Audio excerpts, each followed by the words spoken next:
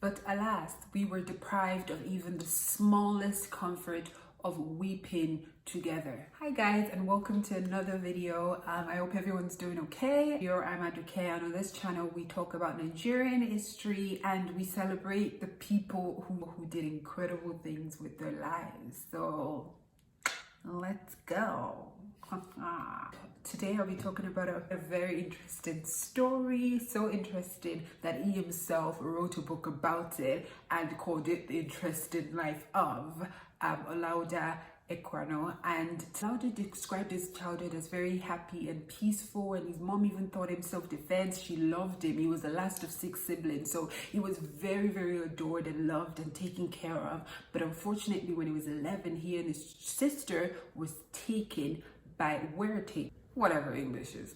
He and his sister were playing and they were taken by these slave catchers. One of the slave catchers were basically people from Africa themselves who would take people and sell them to Europeans and the British and the slave owners in exchange for like things like fish and like swords, really weird things. How do you do that? They're coming back for you anyway, so you're not safe. So they tied he and his sister's hands and they put them in a sackcloth and they took them away from it. But they were still in Africa when they separated he and his sister. They sold her to another trader and he went to someone else. He goes to his first master and he spends about a month there. Slavery is basically, but not limited to, the buying and selling of human beings and using them as property, literally depriving them of every human right. They can't make their own decisions, like even down to even sometimes what they wear and how they talk. It's literally another human being owning somebody else as property and doing whatever they like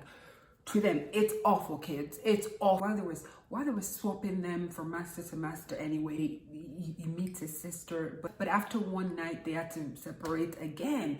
And then he was put on a ship that was taking slaves to America. The treatment was absolutely terrible. Described wanting to die and feeling like death was way better than the way people were being treated. They were literally packed like sardines, and this journey lasted a couple of weeks and they were treated so badly. A lot of the slaves tried to kill themselves. When they would be caught trying to jump off, the slave master would catch them and beat them. That was terrible. So after spending a few weeks on this slave ship, they stopped in the Caribbean where there was like a slave market. I don't know why I keep smiling for these. Stopped in the Caribbean where there was a slave market where slave masters would come in and kind of auction off and pick slaves and just pick whichever ones they liked. So he was then boarded on another ship going to Virginia, this time from the Caribbean, and Virginia, which was a British colony at the time, and they loved taking slaves to work on the plantations and things. So we got a new master called Michael Pascal. He was a lieutenant in the Royal Navy. Pascal thought it was a great idea to kind of like chuck Olaudah's old name and be like, let's give you a new name. You're going to be Gustavus Vassa. And Olaudah was very reluctant at the beginning, but obviously he had no choice, So this was the name he used for most of his life. He spent 8 years being a slave for Pascal. And during this time, he learned English, he learned how to write, he was a good slave to Pascal, that Pascal let him, travel with him. He allowed him to go to school. Not good enough to like let him go though, but he actually worked during the 7-Year War, which wasn't for 7 years, actually. He saw a lot of the battles and he experienced a lot on that ship with Pascal over the course of the 8 years. He also worked as a powder boy, which at the time was a powder monkey. Ship, the masters would make the slaves fight each other for fun, for their amusement, and it was. So anyway, after all this time with Pascal, Olaudah was convinced that okay, you might let him go. He had noticed that Pascal was obviously fond of him as a slave, so he thought definitely this was time for him to be able to be let go. But then Pascal betrayed him, as slave masters do. Masters are not your friend. How are you gonna believe Pascal is a rascal? And mind you, all this work he was doing for Pascal, like he wasn't getting paid or anything. So Olaudah in his mind, he was thinking, okay, I mean, after all these years, I've been very good. Maybe you will let me go and, or even pay me, right? But no. Just before they get to England, Pascal sells him to James Duran, another slave master, who took him back to the Caribbean, and nobody wanted to go to the Caribbean as a slave. You like around that time, you don't want to be a slave in the West Indies. You do not. It was bad. Anyway, that Duran one then sold him again to another slave master called Robert King. So Robert King was a businessman who sold things like rum and sugar and also had slaves. He agreed that Olaudah could buy his freedom, also make some money, and slowly but surely, after 3 years in 1766, Olaudah was able to buy his freedom. And he was like, bye. He traveled around, he worked even for a while, but not long after his freedom, he was captured again, and they tied him to, and the master actually tied him to a tree, but he managed to escape again. At this point, I guess he realized, like, yo, being around this place, I need to screw.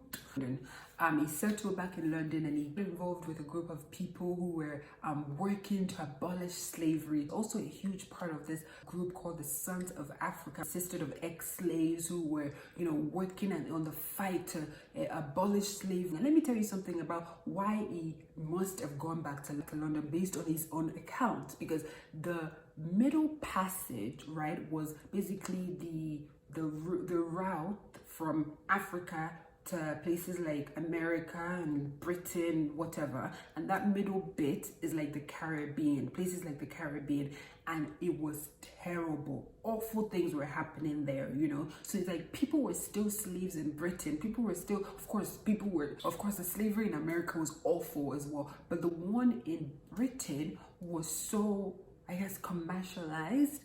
So the circle of people he got involved with who were like, let's end slavery, they were like, wait, you can write about this. Like, they encouraged him to write a book. He wrote about his experiences, and he used this book as a way to campaign for no more slavery. There's crazy things going on. We need to, people need to be aware of the conditions. Then again, when Olaudah found out about the Zong massacre, he was actually the whistleblower. He was the one that told everybody about it. The Zong massacre is literally where the ship from Liverpool, the UK, was going from Africa to West Indies, and it was taking a bunch of slaves, and Captain Lucolombo thought it was a great idea to throw 133 human beings, slaves, throw them away. And they took that case to court, and the judge was like, yeah, you should not be throwing people away, So they won that case, and it was very pivotal